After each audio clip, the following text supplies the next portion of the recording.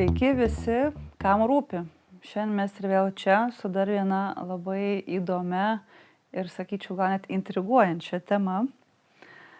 Ir šiandien mes svečiuose turime mūsų kolegę Ievą Čičelytę, kuri yra ilgametė Karito darbuotoja. Gal Ieva galėtum šiek tiek pristatyti, iš kokio tu padalinio, kokia tavo Karito istorija? Dėl ko tau skauda širdį? Kiekvieną kartą, kai į mūsų duris paskambina skambutis, arba paskambina telefonas, arba tiesiog būna tiesiog kažkoks tokia situacija, kada kokiam rizikos židiny arba Betanijos valgyklos kieme sutinki, sakykime taip, asmenį brūkšnelis atvejį. Ir kada pradedi klausyti jo, bet iš tiesų klausyti, tai tada kiekvienu tuo atveju tu pabaigęs klausyti, nes kai klausai, tai tu būni toks apstulbęs. Tu taip pasimi puodelį, taip su kokiu karštu gėrimu, ir taip laikai, taip siubuoji ir galvoji, kur aš patekau.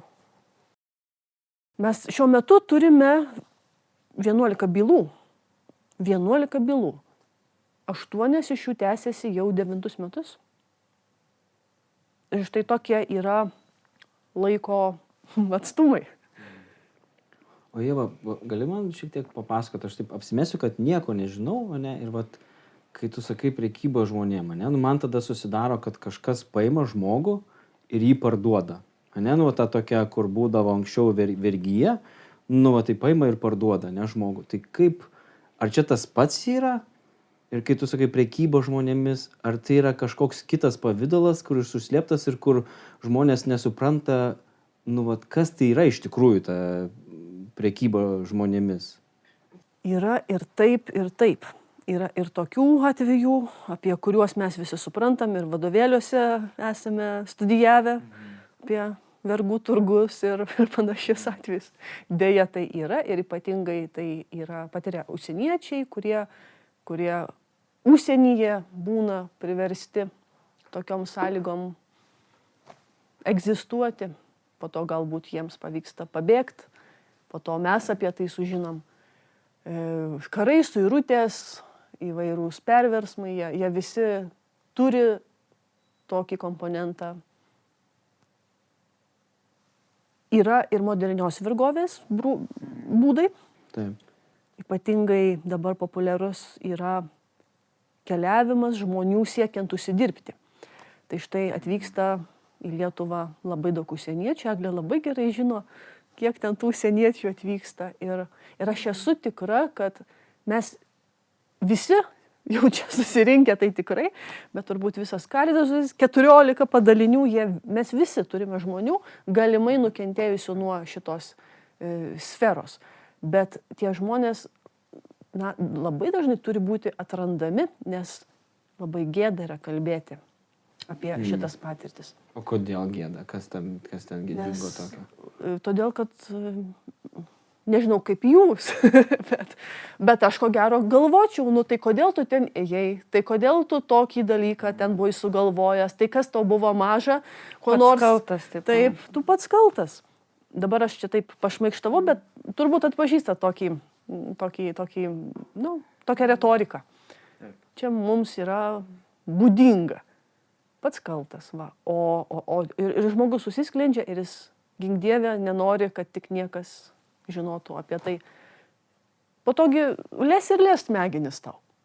Aiškins ir aiškins, priekaištaus ir priekaištaus. Dėl kiekvienos kitos kažkokios nesėkmės, kurių tiek mūsų gyvenime būna, tas žmogus kentės ir kentės. Tai dėl šventos ramybės jis pasilieka su savo tuo skausmu. 2024 mes turėjom 9 atvejus, kada žmogus galimai nukentėjo nuo seksualinio išnaudojimo šitame kontekste. Lietuvoje ar taip, užsieniečių? Į mus. Tai į Lietuvą greičiausiai daug daugiau. Bet į mus kreipėsi štai tiek. Arba pavyko mums rasti. Bet turim ne atvejį, jie Lietuvoje ar taip. lietuviai, ne? Taip. Tai vat, taip, o kiek tų atvejų, tai čia ir vyrus, ir moteris skaičiuojam, visi žmonės gali patekti. Čia vėl atsakant jūsų patį pirmą klausimą, kasgi tie žmonės. Tai visi ir vyrai, ir moterys įvairiaus amžiaus ir va ta tyla, kuris sukuria iliuziją, kad tu tylėdamas esi saugus, ir apsirūpinęs, žodžiu, saugumu iki gyvos galvos, tai jinai būna, atneša tokių padarinių, kurie po to ne tik fiziniais kažkokiais negalavimais išvirsta, bet ir psichiniais, ir priklausomybėm, ir pačiom įvairiausiom bėdom, rūpesčiais, dėl kurių po to mes vėl tą žmogų drožiam, sakom, oi, va, tu negalėjai to ir ano, tu ten dabar, tu ten eik dirbt, ką tu čia. Kodėl nesakei nieko, kodėl tylėjai? Pavyzdžiui, ir taip, galima taip. O sakyk, vat, padėk man suprasti, ar aš esu padėjęs kažkokiam jaunam žmogui. Aš papasakosiu kelias situacijas, papasakosiu vieną besikartojančią situaciją, kurią aš patiriu su jaunais žmonėm, su kuriais aš dirbu, ne? Yra jaunuolis, kuris jam sunku susirasti darbą, nenori eiti mokytis, turi skolų, turi antstolių ir jis ateina pas mane ir po kokių kelių valandų pokalbio su juo paaiškėja, kad jisai per savo Facebooką sulaukė žinutės iš senai pažįstamo žmogaus, kuris net neturi profilio nuotraukos Facebook'e. Ir kvietimas. Kviečiu tave vykti į ten Švediją, Vokietiją, žadu tau, kad mokės tau ten atlyginimą 2-3 tūkstančius eurų į rankas kas mėnesį. Ir puikus šansas. Ir jisai ateina, sako, aš jau turiu planą, aš jau varau. Jau varysiu ir ten man, žinai, jau aš labai džiaugiuosi ir patenkintas. Ir reikia praleisti dar kelias valandas ar net kelias dienas, jeigu turi galimybę, bandant padėti žmogui susivokti apie rizikas, kurias jisai, kiek jisai pažįsta tą žmogų, kiek jisai iš kur jį pažįsta, ar žino, kur jisai gyvens, ar žino to žmogaus numerį, ar galėtų pasakyti man kaip tokį saugų variantą. Ir kelis atvejus tikrai žinau, kad žmogus, tas jaunuolis, su kuriuo dirbu, jisai apsigalvojo ir nebenuvyko. Tai ar tai yra irgi forma prekybos žmonėmis, kur galbūt man pavyko tuos žmonės atitraukti nuo to? Kaip tu vertini kaip ekspertė čia? Aš tikėčiau, kad tau pavyko prisidėti prie to žmogaus ateities. Bet ar tai yra kažkoks šablonas, va, toksai pasikartojantis prekybos žmonėmis, kur žmonės per tos pačius, va, per tą pačią seką veiksmų yra suviliojami ir įtraukiami į va, tokias aferas? Taip, tai yra vienas iš populiaresnių tokių dalykų, ypatingai socialiniuose tinkluose populiarių. Darbas Norvegijoje, tikrai darbas ten. Puikus užmokestis, didelis atlyginimas, nemokamas gyvenimas. Taip, ir visos įmanomos draudimo rūšys netgi. O kas tada atsitinka? Va, pavyzdžiui, jeigu jau jaunas žmogus, ne, jisai išgirsta ir neatsiranda žmonių, kurie galbūt jį padėtų įsivertinti tas rizikas ir jisai važiuoja. Kokie tie scenarijai tie blogiausi? Nes aš įsivaizduoju, kad gali būti, kad ten tikrai yra kažkaip medum, žinai, sutepta viskas ir teka pieno upės, ne, ir ten viskas kitaip, ten lašiša tiesiog įkrenta į lėkštę tau, žinai, iškepta ir ten viskas gerai. Bet kokie tie blogiausi scenarijai, kurie galėtų būti? Kas atsitinka? Blogiausia, kai žmogus jau žūva. Tai čia pats blogiausias, čia nieko tu nepakeisi jau. Bet jeigu dar jis gyvas, tai su Dievo pagalba daug ką galima pataisyti ir tai, ko mes negalim, tai Dievas gali padaryti. Bet ką liudija dabar tie visi žmonės, kurie iš Centrinės Azijos ir šiuo metu ir jau keletą metų plūsta į Lietuvą užsidirbti. Jie perskaito lygiai tokius pačius gražius skelbimus su pažadais, kad bus daug didesnis atlyginimas. Juk ten žmogus, pavyzdžiui, dirba už 25 eurus, o čia štai tau 2000. Ir jie atvyksta, tai čia gali pačios įvairiausios sritys būti. Populiariausios tai yra tolimų reisų pervežimai, statybos sektorius, kažkoks aptarnavimo sektorius. Ten, kur mums trūksta žmonių, tai ten žmonės iš Centrinės Azijos, pavyzdžiui, yra labai Fabrikai laukiami. įvairiausi. Taip. Žmogus pasiryžta tam ir staiga atsiranda toks dalykas, kad už dokumentų sutvarkymą tiek pinigų, už ten tam tikrą vėl pažymą tiek pinigų ir dar va tiek, va tai tada jau dar bilietai ir žodžiu, nu, ten tokios jau su 3 nuliais sumos eurų jau jos pradeda lysti. Žmogus susiskolina, parduoda ten kas ką gali, susiskolina iš visur ir ryštasi, juk 2000 eurų per mėnesį, tai čia 1-2 mėnesiai ir gražins ir atvyksta jis. Jau jis turi dokumentus, turi leidimą gyventi darbo pagrindu, turi ten visą tai, ką ten turi turėti atvykdamas į mūsų šalį. Na ir taip. Na ir pavyzdžiui, nuo 1 dienos jam yra paaiškinama, kad tu vis dėlto dirbsi ne 8 valandas per dieną, o pavyzdžiui 12.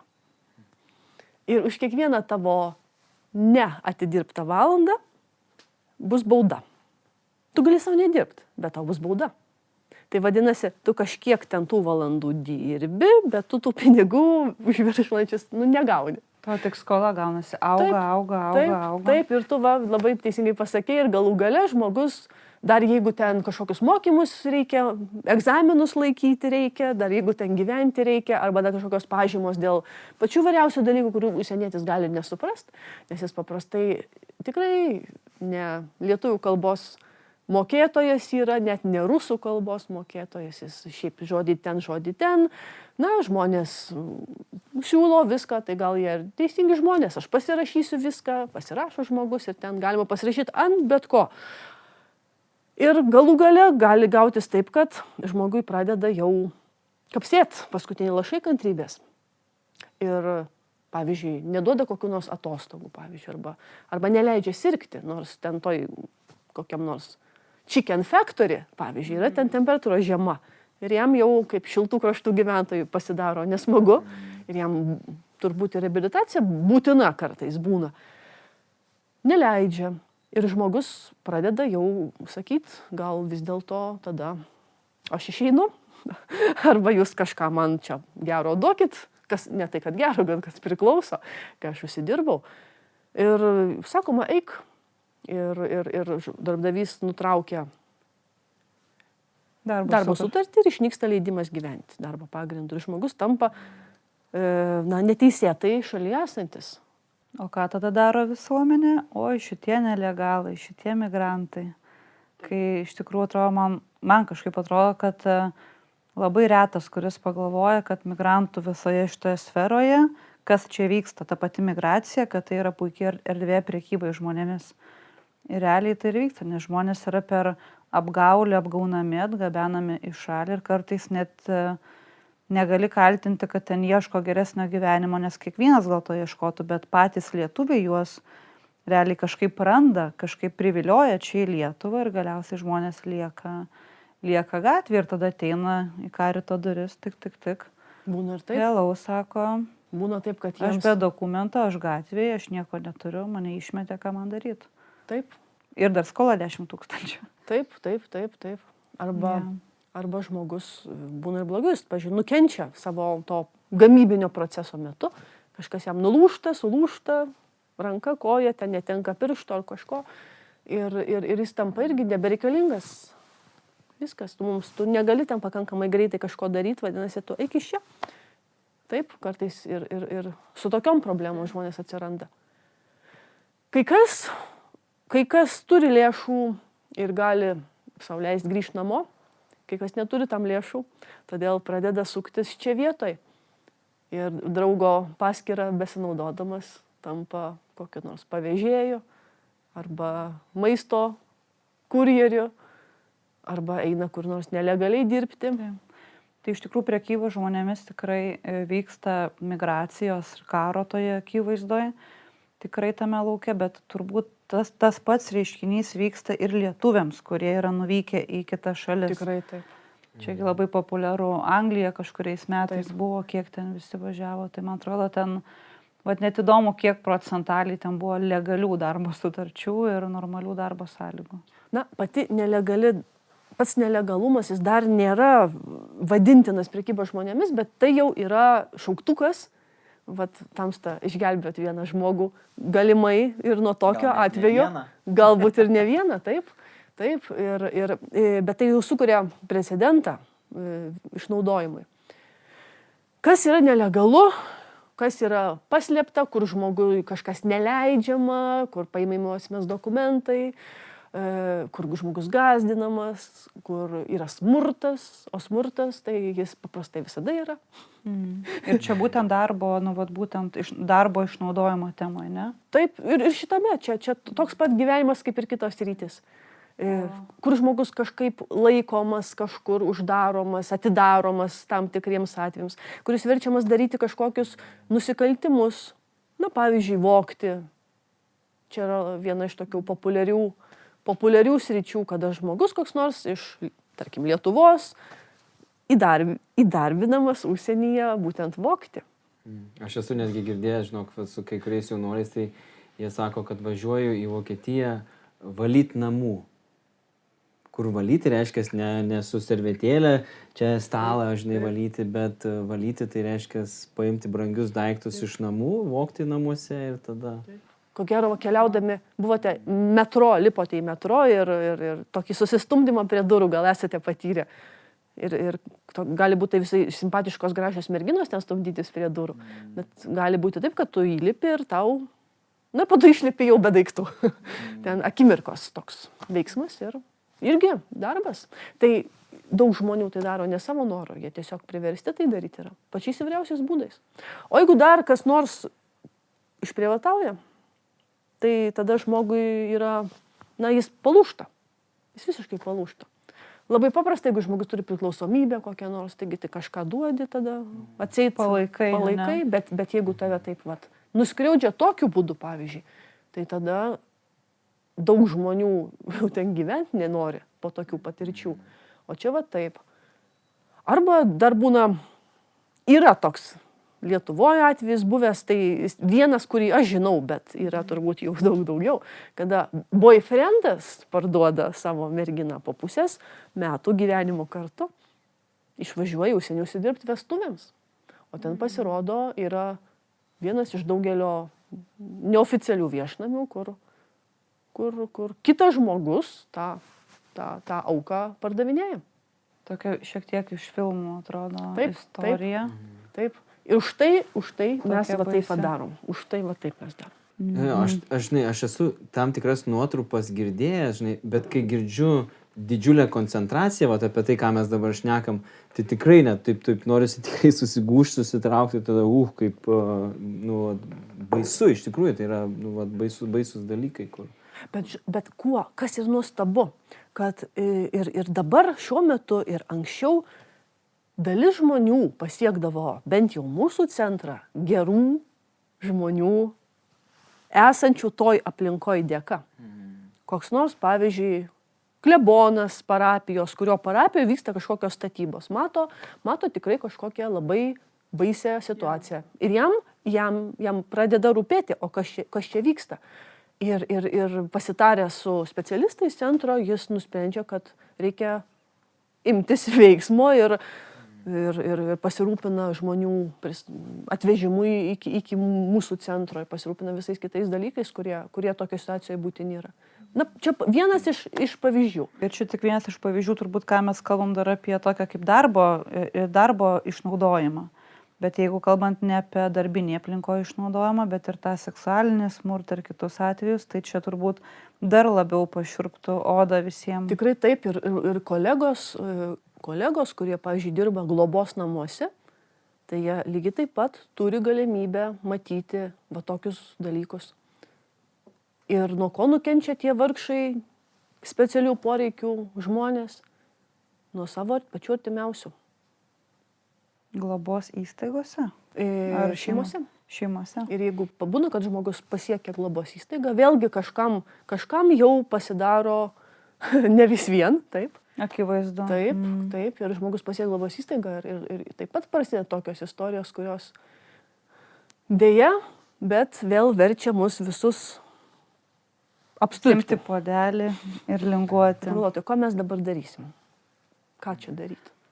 Man dažnai labai yra įdomu sužinoti, tai kaip žmogus tada, kaip apsisaugoti. Nu, vat yra, jeigu žiūrovai, klausytojas netyčia užsukęs čia ir pradėjęs klausyti ir jam susidomino, ne, vat įdomu, kaip čia, žinai, tai kas galėtų padėti tam žmogui, nebūtinai jaunam žmogui, bet apskritai žmogui, neužkibti ant šito kabliuko, nu, kokie saugikliai gali būti, kurie galėtų padėti išvengti to. Aš suprantu, kad kai jau papuola, tada gerų žmonių, žinai, nu vat gerų žmonių, kurie išgirsta, pamato, ne, jie tada sureaguoja, tada nukreipia į pagalbos vietas, centrus, ne. Bet kaip žmogui iš viso nepakliūti į tą situaciją? Gal tu kažkokių, nežinau, įžvalgų turi, kažkokių patarimų? Kas nulėmė iš viso, kad žmonės va taip užkimba ant to? Mes visi galim pakliūti šitą situaciją. Visi. Aš norėčiau nepakliūti niekada, bet mes nieko nežinom, kas įvyks mūsų valstybėje, kas neduok Dieve karas, kas bus su mumis, kas bus su moterimis. Istorijoje pilna pavyzdžių tokių. Ir kaip pasiruošti tokiu atveju. Ne, ką sako kariai? Tai saugiausia yra kariuomenėje. Taip, nes visur, kur kitur tu bebūsi, tu esi baisiam pavojui. Tu nežinai, ir tu niekada negali žinoti. Įskaičiuokim ir tokius atvejus irgi į mūsų darbo lauką. Bet turbūt turėjimas normalių santykių savo artimoje aplinkoje, galėjimas pasikalbėti, pasitarti, galėjimas būti mylimam, kai tavęs nieks nestumdo, tau nesako, kad tu nesvarbus, tau nesako, kad tu patylėk, tu nesvarbus, dabar yra svarbesnių dalykų. Tos daugiau negu 7 minutės su vaiku šeimoje, taip, statistika byloja, kad statistiškai 7 minutės per parą skiria suaugęs žmogus savo vaikui. Tai šiaip žiūriu. Taip, turėjimas tą moralinį stuburą, tokį moralinį stuburą, ne, žmogui. Galėjimas žmogui jaustis pilnavertiškam savo artimiausioje aplinkoje. Tai turbūt yra tas pamatas, ant kurio galėtų būti statytintas tas sprendimas. Aš manau, kad tai yra procesas, tai toks reiškinys. Nepakliūti į žabangas yra reiškinys. Ir tu kiekvieną dienelę, kaip tu, ir mes visi, kurie dirbam karite, mesgi visi kiekvieną dienelę kapsim ant smegenų kažkam savo tą patirtį, kurią mes jau kažkokiu būdu įgyjom savo darbe. Kažką nedaryk, sakom, kažką daryk. Ne? Va, ir taip pat ir šeimoje taip turėtų būti. Kokie mes būtum visi laimingi, mūsų šeimos būtų normalios. Jeigu mes visi turėtum tėvą, motiną ir tėvas ir motina galėtų savo... Ieva, tai ar gali būti taip, kad norint apsisaugoti nuo prekybos žmonėmis, užtenka vieno žmogaus, artimo žmogaus, kuriam ateina situacija, ne, aš paskambinu ir prasičekinu, pasitikrinu, ar, žiūrėk, aš gavau tokį pasiūlymą. Ką tu galvoji apie tai, ar čia yra geras, ar čia dar, padėk man susigaudyti, ne? Tai tas pas aš įsivaizduoju su tais pačiais telefoniniais sukčiais, ne, aš kur galvoju, kad kartais užtenka, kad tas žmogus, kuris patiria tą tokį apgaulę, jis tiesiog turėtų žmogų, kažkokį patikimą žmogų, kuriam galėtų paskambinti ir pasakyti, žiūrėk, čia sako, kad tu dabar uždarytas esi, arba tu ten esi kažkur, žinai, bėdoje, arba paskambinti kažkam, kad va čia man sako, aš turiu pristatyti pinigus kažkur, kažkokiu adresu, policininkas man skambina, ne. Tai tas pats apie tos pasiūlymus, kur važiuoti į užsienį, žinai, ir dar kažką. Tai ar tai reiškia, kad užtenka vieno žmogaus patikimo mano rate, kad aš galėčiau būti apsaugotas, ar nebūtinai? Žinai, apsaugų nuo gyvenimo turbūt nėra iš viso. Nėra tokio skėčio. Gerai, sutinku su tuo, bet ar tas sumažina riziką, kaip tau atrodo? Taip, be abejo. Žiūrėkit, ką sako suicidologai. Tie žmonės, kurie tyrinėja savižudybių fenomeną. ką sako tie, kurie išgyveno savižudybės. Žodžiu, nepavyko jiems. Savižudybė, tai jie kalba. Mane išgelbėjo apkabinimas. Aš buvau apkabintas ir mane tai išvedė iš mano šitos krizės.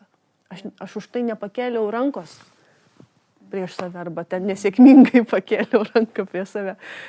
Tai jeigu jau žmogaus gyvenimą toks paprastas dalykas gali išgelbėti, tai mes tikėkim, kad bent su vienu, bent su kuo pasitarus taip pat bus ramiau. Bet mes, kaip karito darbuotojai, mes galėtumėm stengtis, kad tų žmonių, į kuriuos galėtų žmogus kreiptis, būtų kuo daugiau ir kad jie žinotų tam tikrus bazinius dalykus, kurių nepamirštų krizės atveju. Čia tą ir stengiamės, man atrodo, padaryti su šituo podcastu, kam rūpi. Taip. Ir tas turbūt, manau, yra labai svarbu turėti iš tikrųjų tą vieną žmogų, kuris šiek tiek kitaip pamatytų tavo tą situaciją, kurią tu turi ir ten, nežinau, man atrodo, kiekvienas esam susidūrę, kur galvoj užeina kažkokia mintis ir ten dabar darysiu tą, čia taip, ir tau atrodo vienaip, iki tol, kol tu kažkam nepasakai kitam garsiai. Ir manau, kad kiekvienas iš mūsų šiaip iš tikrųjų turi tokį kontaktą, arba norėčiau tikėti, kad tikrai kiekvienas iš mūsų turi kontaktą tą žmogų, kurį tu gal pastoviai užknisi su savo durnom mintim, žiūrėk, darysiu tą ar tą, arba nežinau, pas mane tas mano kontaktas yra mano sesė, kur aš jai iš tikrųjų tokias pievas rašau, kur pažiūrėk, čia adresas vienoks, o čia rašo kitoks, kaip manai, kas čia tokio. Ir jeigu mes neturėtumėm kažkokio tokio žmogaus, kuriam galėtumėm išlietą tokį neadekvatumą, ant kurio tu kartais gal gali užkibti, tai manau, tada tikrai galim pridaryti daug įvairių dalykų, bet tu visada kažką pamatai, o kaip manai, čia fake ar ne fake, čia kas čia toks rašinėja, iki tokių dalykų, kur tu prasičekini, su kitu žmogum. Ir šiaip nebūna turėti ant to didelio rato žmonių, bet man atrodo svarbu turėti, su kuo tu gali prasičekint, su kuo tu gali pasidalinti, gal kai tau yra sunku, kam tu gali pasakyti, man pasiūlė darbą. Taip. Nes jeigu tu neturi pasakyti, kas tau pasiūlė darbą, tai tada tu gali ir iškipti ant tokių dalykų. Jeigu mus koks nors žiūrovas išklausys iki galo, jeigu, taip, jis drąsiai gali kreiptis į mūsų padalinį. Mes skelbiame, kad mes vieninteliai nepasmerkėme žmogaus dėl bet kokių jo sprendimų. Ir tame slypi iš tiesų tokia gera žinia. Pasmerkti labai lengva. Ir gal ir norėtum kartais, bet nepasmerki, nes tai tavo darbas tai yra, tavo misija tokia yra. Ir štai kas dar būtų labai svarbu, kad tie žmonės, kurie norėtų pasitart su savo tuo vieninteliu artimu žmogum, kad jie pasitarimo metu būtų blaivūs. Taip, kad jie nebūtų pavargę, kad jie būtų iš tiesų įsimiegoję ir šviesia galva tai darytų, ramiai, neskubėdami, nes sukčiai ir kitokie pavergėjai, jie visada tave skubina. Greičiau, tau gali, kaip mūsų 8 klientėms iš 40 nukentėjusių, vidurnaktį paduoda, taip sakant, sutartį, čia sako, pasirašyti reikia. Dabar. O to žinot, ką merginos veikia? Jos mėgino užsidirbti striptizo klube. Ir jos buvo visiškai išgręžtos, visiškai pamintos ir ačiū Dievui, iš tų 40, 8 pas mus atėjo, kitos gal kažkur kitur. Bet ar čia tas atvejis su kursais pole dance'o? Taip. Ar čia kitas atvejis? Taip, čia tas atvejis, kai žmogus ateina užsidirbti, nes tuo metu jam atrodo, kad tai vienintelis dalykas, kuris gali daryti. Irgi, galbūt jis nepasitaręs eina. Galbūt. Aš tikiu, kad tai nėra vienintelis dalykas, kurį žmogus gali daryti gyvenime. Bet ir ateina tas žmogus ir jam sako, gerai, bet mes tave apmokysim, tau ten kokius tai batus tuos nusimanot toj sferoje, tai ten tokie batai būna tokie. Ne. Ne. Na, bet būna kartais vadina, taip apsievusios moteris negražiai, tai kažkodėl moteris vadina. Tai žodžiu, pažiūrėt už batus, ten tau batus mes tos išnuomosim, ten kažkokios apranga kažkokia, kurią ten nusimeta žmogus. Kaip ir visos kitos istorijos, taip, tau viską duoda. Taip, ir tu gauni skolingas po to. Ir tu tik vėliau atsiskaitysi. Nes tu pasirodo, tu supranti vis tiek vieną naktį ar ten rytą, tu supranti, kad tu dirbi už dyką. O jeigu dar tave verčia eiti su klientais bendrauti. O žiūrėk, Ieva, nebuvo tokio atvejo, kad pardavinėja poldensą kursus? Pas mus ko gero, būtent kursų tokių, būtent nukentėjusių nuo kursų, tai nesu girdėjusi. Pas mus galbūt netiek tie žmonės. Nes kažkada berods aš girdėjau irgi iš jūsų padalinio, kad buvo tokia istorija, kad pardavinėjo dabargi įvairių yra kursų ir merginos susirašė į poldensą kursus. Išmokti, kaip šokti ant to stulpo. Taip. Ir sutarty buvo įrašyta, kad po tų kursų tu privalai dirbti striptizo klube tiek ir tiek mėnesių. Tai čia tokia gal, mano žiniomis, tai tos moteris ėjo dirbti jau. Ir ten vietoj buvo sprendžiami tie klausimai, kaip ir su tolimų reisų vairuotojais. Bet gali būti, kad ir tokios istorijos yra. Tu pradžioj turi išmokti ir tada... Taip, tai ar tu ten iš anksto išmoksti, ar po to tu išmoksti. Gal taip sakant, gal tai galima apibūdinti kaip labai tokią populiarią sritį skriausti žmonės. Viskas kainuoja. Jeigu, pavyzdžiui, tu esi vairuotojas ir gauni seną mašiną, tai ten genda kas 100 kilometrų. Ir tada, pavyzdžiui, kai kurie darbdaviai pasako žmogui, tai mes dabar kas mėnesį iš tavo atlyginimą skaičiuosim po 500 eurų už tai, kad tu mašiną gadini. Čia baisu, pavyzdys. Tai panašių tokių greičiausiai ir toj srity galima manipuliuoti. Manau, tikrai dabar labai daug pakalbėjom apie tai, ko žmonės nemato, bet gal dar tokių porą galėtum, užbaigiant šį klausimą, tokių porą akcentų, bet ko tikrai žmonės nemato, kas vyksta, ganėtinai plačiai kalbėjom apie darbo prekybą, apie užsieniečius, bet kas yra čia labai arti, kas vyksta kasdienoj ir gal net kiekvieną iš mūsų artimoj aplinkoj. Ko žmonės nemato šitoj temai, tokių keletą sakinukų apie tai? Žmonės turbūt nemato turbūt, jie viską mato, bet gal jie nenori matyti ir truputį į šoną atitraukia ir paslėpia po kokio objektu. Tai čia gal jie padirbs, tuoj greit išvažiuos, tai čia bus rami galva.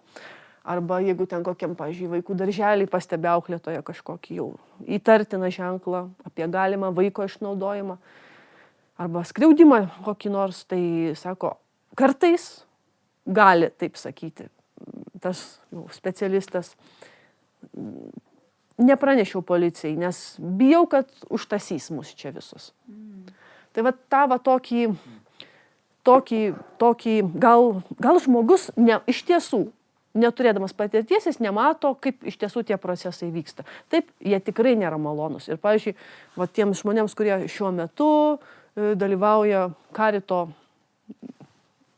palaikomose bylose, taip, kas ten įvairūs tie teismo procesai yra, iki teismo, ten po to kažkurių instancijų teismai, tai jie iš tiesų, jie nemato, kaip žmogui sudėtinga yra daug kartų vėl grįžti į tą situaciją ir kalbėti apie ją, ir prisiminti ją.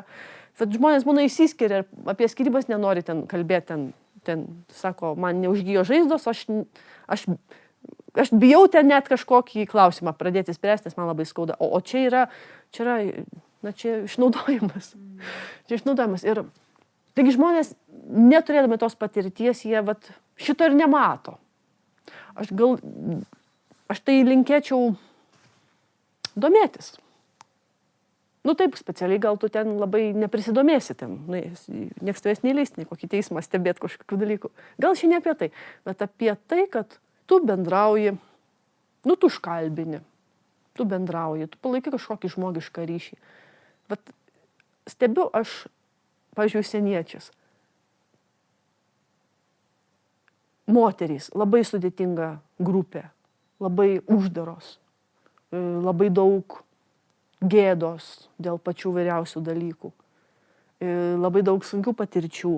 Jau vien atkeliauti iš užsienio iki čia moteriai tai yra be galo sudėtinga. Yra tokių dalykų, kada tu jau viską randi, kokį nors ten tą vežėją, jau tuos pinigus turi, tūkstančius tuos, kurių reikia.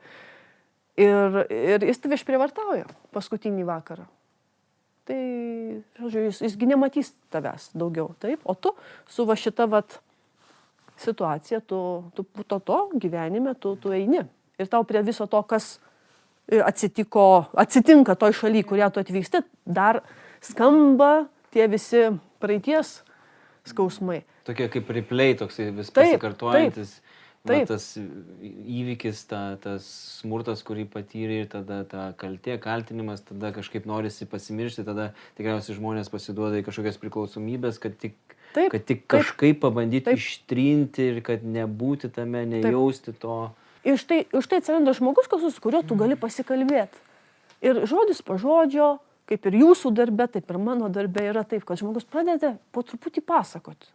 Ir mato, kaip tu reaguoji, mato, kad tu neteisi, kad priėmė. Taip, šitie labai svarbu. Ir va tas irgi, kaip reikia vis dėlto laikyti savo liežuvį už dantų, kad neleptelėtum kažkokios nesąmonės su savo požiūriu. Galėjai taip nedaryti, galėjai ten nevažiuoti. O tai kur tavo vyras buvo? Arba kur tavo ten kas nors? O tai ką pas jūs toj šaly? Nėra tokių dalykų. Policijos nėra. Vertinimas, ne, dar toks, kad išvengti to vertinimo ir tokio. Ir mes tokie laimingi, kad mes nežinom jau, ką reiškia policija Centrinėje Azijoje, policija kokia nors Šrilankoje, pavyzdžiui. Mes pamiršom tai, ko gero mūsų protėviai ilgai gyveno.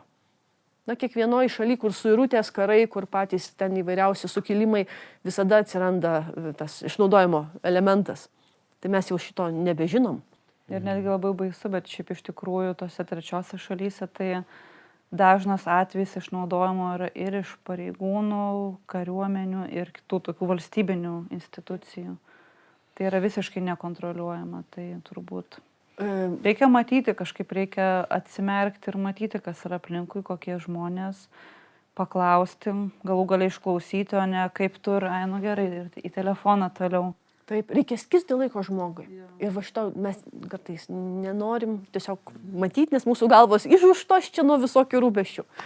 Ir štai Užsieniečių integracijos centras vykdo šaunias programas, kur gali šeimos bendrauti. Stengiamės, tai ačiū Dievui, kad yra šeimos, jos gali bendrauti, yra su kuo bendrauti, bet tas bendravimas, jis po to yra neįkainuojamas. Čia ne tik pasakyti, į kurią parduotuvę kokio ten grilio nusipirkti važiuoti, čia yra apie labai daug, kad čia galime žmogui širdį atverti. Ir apsisaugoti. Taip, po to padaryti išvadas ir arba pasirinkti kažką, arba nepasirinkti, taip. Aš, Ieva, labai man spirgų net. Noriu taip paklausti tavęs to klausimo ir tokį kontekstą noriu taip pat pasakyti apie tai, kad man, pavyzdžiui, patiriant kasdien kažkokį sunkestas istorijas jaunų žmonių ir susikaupusią tą kažkokią, nežinau, ir pyktį, tokį neteisybės jausmą, aš kažkaip ieškau būdų, kaip išsiventiliuoti. Man kas padeda, ir čia tokį vieną iš būdų pasakysiu, tai man patinka eiti į krepšinio varžybas, mano mėgstamos komandos, kur aš nueinu ir realiai išsirėkiu. Palaikydamas komandą, tuo pat duodamas savo galimybę tokį išrėkti, kur aš grįžtu jau užkimęs, bet tada jaučiu, kad kažkiek išsikroviau, ne? Kaip tu ir kur tu randi kaip Ieva, kaip asmenybė, su tom istorijom, kur tu išsiventiliuoji, kur tu randi būdų, kas tie būdai yra, kurie tau padeda kažkaip toliau eiti kiekvieną dieną su energija, su ryžtu, su noru suprasti ir tą žmogų išgirsti. Aš labai dėkinga su savo kolegoms. Mes labai daug kalbam ir jūs taip darykite. Tai kalbėjimas. Nesi viena, ne? Kad šitam kely nesi viena. Taip, refleksija yra... Taip. Čia socialinio darbo magistrai turbūt sėdė, taip, tai refleksija yra labai, labai privalomas dalykas. Taip, tikrai taip. Taip, tai mes savo kolektyve kalbame tikrai labai daug ir tada, kada turbūt reikia ir nereikia, bet dėl to mes tada, aš jau kalbu už visus, nes aš žinau, dėl to mes norime eiti į darbą. Jeigu būtų socialinė atskirtis šitoj sferoj, aš ko gero negalėčiau eiti šitą darbą. Čia tai pajuokavau. Tai va, vėlgi palaikymas ir kolektyvas ir bendravimas, ne? Turėjimas su kuo pasikalbėti, nes aš šiaip manau, kad tam pačiam žmogui, kuris įsiklauso į tą sunkią situaciją, tai tugi iš dalies perimi ant savęs ir tu ją nešiojasi. Ta būsena, tas mintis, ta nemiga vėliau gali atsirasti. Tai svarbu ir tau prasiventiliuoti ir su kažkuo pasikalbėti, nes tai toksai, negalima gal sakyti kaip užkratas, bet, na tikrai, jeigu yra kažkokia baisi istorija ir tu ją išgirsti iš to pačio pirmo žmogaus, tu ją nešiojasi. Ir tau palaipsniui gali irgi daryti sunku. Ir tu irgi turi turėti šalia žmogų, kuriam galėtum šiek tiek išsiventiliuoti. Tai šiaip labai džiugu, kad turi tokią stiprią komandą, kuri tikrai palaiko, kuri kalba, reflektuoja. Bet jūs turbūt girdėjote apie tos paliatyvios slaugos namus, kur žmonės dažnai atvykę ten jau nebeišvyksta, tik pas viešpatį išvyksta, ir apie žmonės, kurie ten dirba. Ir yra ekspertų prašymas netgi, reikalavimas, kad tas darbas žmogaus nesitęstų bet kiek laiko, kad jis tęstųsi, pavyzdžiui, 3 metus ar ten 5. Štai, tai turbūt tame taip pat yra daug išminties tame pasiūlyme. Nors mes visi gal norėtumėm įsiamžint, kaip jau tie patriarchai savo srities. Bet gal ir išeiti laiku, pakeisti laiku savo darbą irgi yra variantas.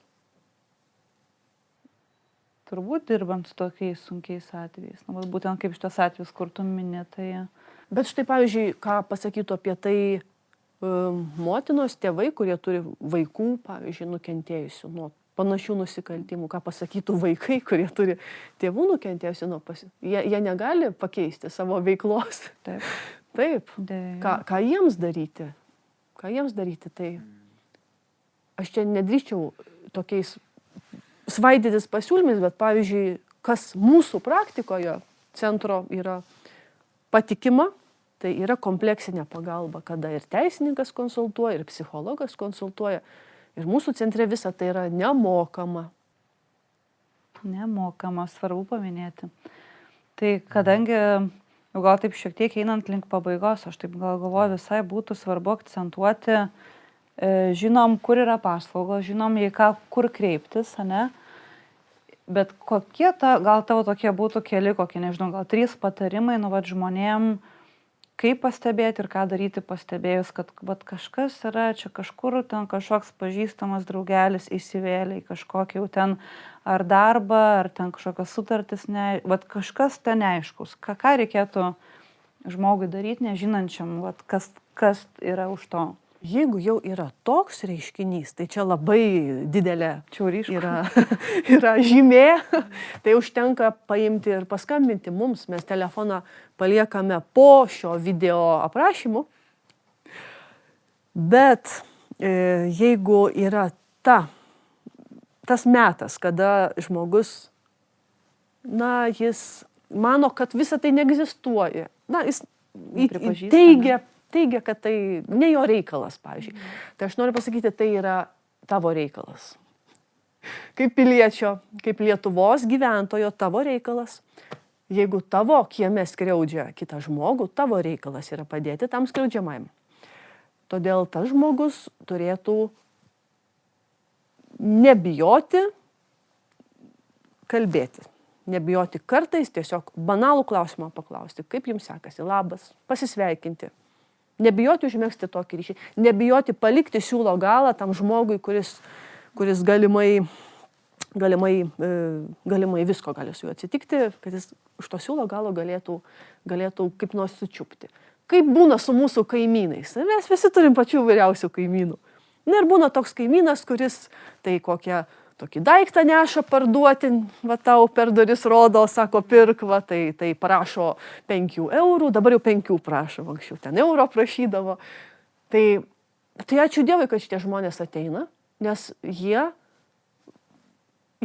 turi bent vieną žmogų, pas kurį gali ateiti. Labai dažnai. Neignoruoti, ne? Labai dažnai ir labai baisu, ir ypatingai žmonės iš karo zonos kalba apie tai, kaip tu bėgi į kokią slėptuvę nuo bombų lietaus ir tave įleidžia, koks yra geras jausmas. Tau sako, ateik, atidaro duris, atitraukia. Man žinai, kas šokiruoja, klausantis, kad mes kalbam apie tokius, tas patarimas yra toks, atrodo, primityvus, mums reikia kito žmogaus. Nes mums negalima užsidaryti, izoliuoti save, mums reikia kito žmogaus. Ir mes kalbam apie tai, kas mums visą laiką, nuo pat, pradžios, apie tai, kad mums reikia kito žmogaus. Ir mes vėl grįžtam, atrodo, kad, prie pagrindų, kur... Ta prasme, apie ką mes kalbam? Neignoruok, jeigu žmogui yra nelaimė, ne? Taip. Vos ne apie tai. Kad čia taip... Kažkas atsitiko mūsų visuomenė ir čia galbūt nėra dabar sprendimo pateikti ir aš negaliu, ir gal nėra to sprendimo, ne kaip tas dalykas, bet apskritai, kad mes kalbam apie tai, kad mums vieno žmogaus užtenka, ne kažkokio artimo ryšio ir tada viskas, kad tu pasitikėjimu grįsto to ryšio ir tada mes vėl grįžtam, kur tas patys, kiek mes iš tikrųjų, kiek yra žmonių, kurie gyvena ir net nepažįsta tų kaimynų, nesakai visokių yra, bet kiek mes gyvenam užsidarę ir nežinom, kas, matom, kad tik pasižiūrim pro langą, kad ten mašina pasistatė, ten tokia, tokie tampam izoliuoti, pikti ir vis mažiau tokie bendruomeniški. Tai čia nėra tokio atsakymo, aš tiesiog jaučiu tokį diskomfortą viduje apie tai, kad mes kalbam apie elementarius dalykus. Tai reiškia, mes visi galim tai padaryti. Visi. Ir ta darželio darbuotoja, kuris sakė, kad geriau jinai patylės, nes jai tada bus ten vargo kokio. Ir koks nors žmogus, kuris mato ten kokį nors. Mato atvejį. Taip, mes visi galim. Mums visiems tai duota. Taip, nes mes dabar kažkaip gyvenam tokioje visuomenėje, jeigu tu matai, kad įvyko kažkokia nelaimė, tu matai, kad žmonės, ta prasme, jie filmuoja, fotkina, bet jie nebėga žmogui padėti. Taip. Jeigu ten būna kažkur, nežinau, kažkiam bute ir, jeigu kažkokie žmonės išgirsta, kad kitam bute riksmai šaukia, rėkia, ar tu bėgsi su intencija, kad gelbėt, ar tu labiau, kad gal čia iškvies reikia policiją, nes jie triukšmauja. Tai dingo ta tokia kažkokia emocinė, kad reikia bėgti, šokti ir padėti, nes gal tikrai žmogui yra blogai. Bet, jeigu mes kalbam apie tai, kad reikia žmogui padėti ir neignoruoti, kas vyksta, gal irgi yra žmonių, kurie dar kažkaip nori daugiau prisidėti ir labiau padėti. Ar yra, kaip gali žmonės padėti jum, jūsų centrui, jūsų kolektyvui, kažko prisidėti prie jūsų teikiamų paslaugų? Kaip ir jūsų centrams yra žmonės padedantys, juos vadiname savanoriais. Ilgalaikiai, trumpalaikiai, vienos dienos, vienos užduoties savanoriai. Savanorystė, ji leidžia visą tai pačiupinėti iš arti, kaip sakoma, neatvėrus piniginės. Bet jūs galite atverti ir piniginę, nes žinokite. Čia jau visi išjungia jau žinokite. Gali būti, bet jeigu netyčia užstrigo kompiuteris kažkam ir toliau eina garsas ir jūsų atverta piniginė taip pat labai padeda, pavyzdžiui, jeigu reikia išgyventi nuo vieno projekto iki kito. Mes visi čia susirinkę gyvename kaip? Iš projektų.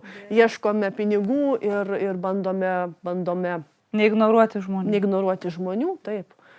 Tai bet kuo. O jeigu ir visada galima melstis. Čia irgi yra superintis dalykas ir ko gero pats pirmas, ką mes visi galėtumėm daryti. Ypatingai tėvai už savo vaikus. Kad sakom, va, aš kaip noriu, kad mano vaikui viskas būtų gerai. Tai vat, šitas veiksmas, jis atveria labai daug prasmės. Ir tada tikrai vaikui būna viskas gerai. Tai ką? Nes čia dar ir Dievas dalyvauja tame. Jeigu leisit, kolegės, man pabaigti šitą... Jau norit pabaigti, ne? Apie Dievą prašnekam, jau pabaigsim. Ne dėl to, aš jaučiu, kad laikas yra jau ir mums... Nedraugas. Nedraugas. Negailestingas. Tai leisi man pabaigti. Laikai pikti. Šiuo metu, taip. Tai aš norėčiau palinkėti mūsų žiūrovams ir mums visiems, jeigu rūpi, tai susirask tą kitą žmogų. Susirask žmogų, kuriam tu rūpi, o jeigu nerandi, tai būk tas žmogus, kuriam rūpi. Labai dažnai bus būtent taip. Ir kartais visai netyčia taip gali atsitikti. Laukiant autobuso stotelį. Geras palinkėjimas. Tai ką, ačiū. Ačiū. Ačiū Jums, kad Jums rūpi. Ir ačiū Jums, kad Jums rūpi. Kaip būtumėt nežiūrėję.